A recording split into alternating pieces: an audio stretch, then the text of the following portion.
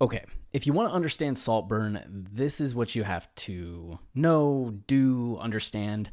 It's not parasites. A lot of people, the first reaction to the movie is to view it as about class and class disparities. Oliver, especially at the beginning, presents himself as like lower working class, and Felix obviously is part of the English aristocracy. So the default is to just say, "Oh, this is about class," which has led people down a path of thinking that it's kind of demonizing the working class. But I don't think that's the proper frame for the movie, because it's not so much about the economic class disparities, especially with the revelation of Oliver's true background.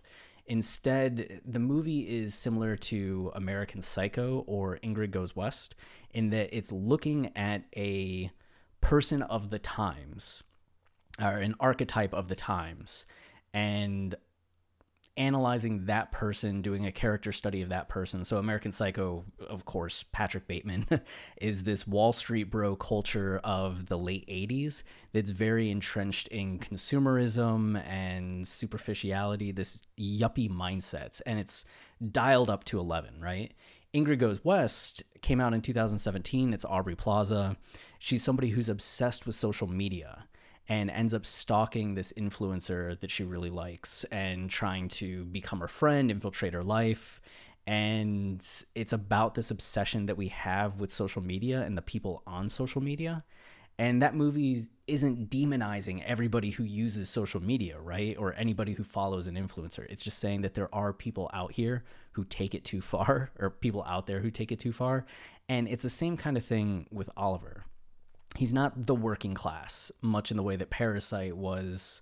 The family was representative of the lower class, right? Not here. What Oliver represents really is kind of twofold. What you should be looking at is that the Catton family is essentially the old guard, the aristocracy, in the sense that these are the people who have been in power for a long time, right? They've had that estate for generations, passed down from family member to family member, until Oliver works his way in there and wrests the entire estate, and now he's the one in control. So what you're really seeing is a change in who has power, right? And that's what you should be looking at, not necessarily the class dynamics, but the kind of person who has power. And what we see is that the Catton family is kind of daft, right? Felix is very charming. He's very endearing. He represents, I guess, this next generation and hope for where the Catton family could go. Kind of this good future, even though he's part of the establishment. But then you also have the establishment being so absurd, right? It's not like the movie elevates the Catton family. Like Sir James is mopey and wimpy. Elsbeth is crazy and so obsessed with how she's sounding and appearing, right? It's all about this faux politeness and how you're coming off, which defines the time at Saltburn, right? It's how you present yourself. Who you pretend to be is more important than who you are, which is something that Oliver uses to his advantage. And so Oliver is this person then, if that's who the old guard is, representing this new wave of people who are essentially are the grifters, right? Which is something that we've seen a lot of in the 21st century. I mean, grifters have existed throughout time as long as civilization has existed. But in the 21st century, especially in the digital age that we're in, grifters on social media, in politics, get huge followings and have really taken over in a lot of like seats of power across the world. I mean, look at American politics now to see just how crazy it is with the way in which people are using social media, especially journalism and political journalism. You see it in sports journalism as well. It's just all of these people who grift and lie and portray themselves a certain way to get ahead. And it's the same thing with influencers on social media, right? It's this style of what they're portraying over the substance of what they're portraying.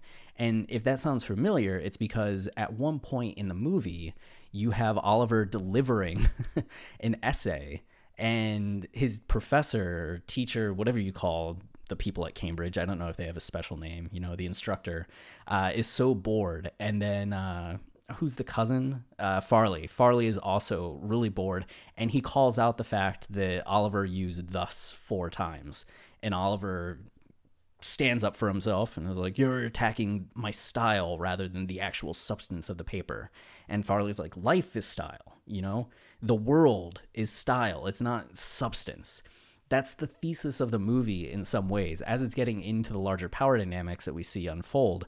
But that idea of style versus substance and who people present themselves as, the style of them rather than the substance of them, is really like a defining part of the social media age, as people present these idealized lifestyles of what they're doing, who they are, the kind of life they're living. And that's not just influencers. It's people that you went to high school with, right? It's people you work with, and you know some of the dirt behind the scenes, and then you see them posting, you know, the happy couple photos. It's just like, I love my guy. You're like, I saw you two screaming at each other just like 3 hours ago. You had a Super Bowl party and you were screaming at each other, and now the picture from the Super Bowl party is just this happy-go-lucky, aren't we cute? No, he's like psychotic. So that's who Oliver represents, right? These people who are shameless in what they'll do to get attention, to get ahead, to get what they want, because they covet what others want. It's that desire to have that's really driving Oliver, that desire for power, that desire for more. It doesn't matter what economic class he's from. That desire is what's important. That power is what's important. And he succeeds, which is a very bleak ending, but it's getting at the fact that where we're at in the world right now is pretty chaotic, and the grifter is the one that really is succeeding a lot of the time. So that's, I would say, the appropriate way to view this movie. That's not to say that you're going to love the movie now. You might still really dislike the movie, but I feel like at least have the proper frame for what the movie is saying, exploring, attempting.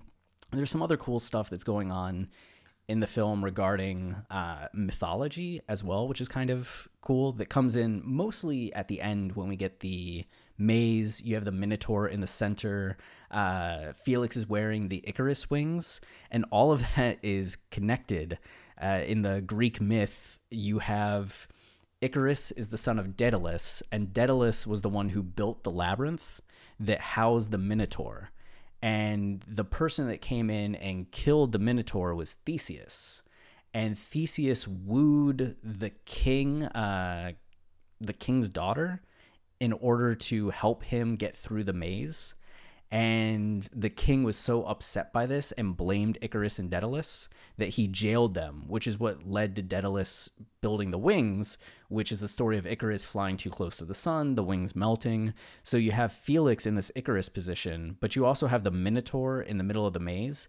And Theseus was the one that defeated the Minotaur, but then he abandoned the king's daughter on an island, just ditched her. And he was supposed to fly a white sail if he made it home alive. And if he wasn't on the boat, they were supposed to put up black sails. And the tragedy of the story is that he forgot to change the sails, and they were black. So when he was flying home, sailing home, his dad thought that his son was dead, and he was the son of the king, right? King Aegean. So Aegean goes off to these cliffs and jumps in the sea, which is why it's called the Aegean Sea, if you know your geography. That's actually the story of why it's called the Aegean Sea. And Theseus became king. And in the mythology, it's a tragedy, right? Theseus didn't mean for his father to die.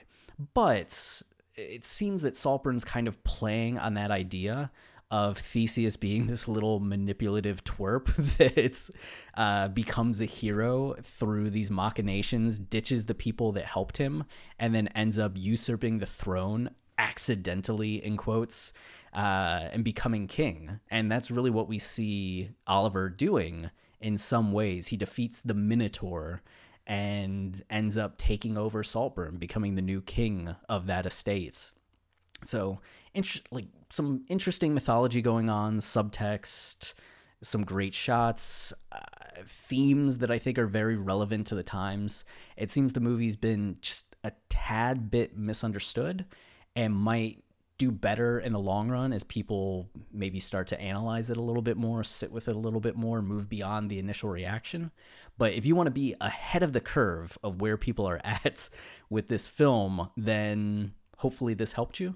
And if you do rewatch it with this in mind, definitely let me know what you think. That's it for now. Lights, camera, see ya.